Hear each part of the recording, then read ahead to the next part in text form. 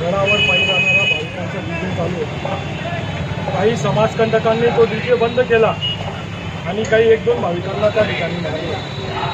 आणि ही दादागिरी या हिंदुस्थानमध्ये कुठल्याही प्रकारे सहन केली जाणार नाही। या खानदेशाचे आराध्य कुलस्वामिनी आई सप्तशृंगी मातेच्यावर लोक पायी जातात, भाविक मोठ्या संख्येने त्या ठिकाणी निघतात आणि दरवर्षी त्या नुरानी मस्जिदजवळ काही ना काही हे समाजकंटक दांगडो करतात। आम्ही त्यांच्या धर्मात कधीही दांगडो केला नाही, त्यांच्या त्योहारामध्ये कधीही आडवे आलो नाही, परंतु हिंदू सण आले का ते कुठेतरी गालबोट लावायचा प्रयत्न करतात। त्याच्यासाठी त्यांची खोड मोडण्यासाठी आज आम्ही जोरात डीजे वाजवून त्या ठिकाणाहून आमची भाविकांसोबत यात्रा काढली आणि ती सुखरूपपणे गांधीपुतळ्यापर्यंत आम्ही त्या ठिकाणी सोडली। यापुढून त्यांना मी आव्हान करतो का जर त्यांनी याच्यानंतर असं काही कृत्य करायचा प्रयत्न केला तर हिंदूही शांत होणार नाही।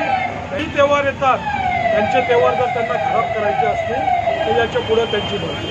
जय हिंद, जय महाराष्ट्र।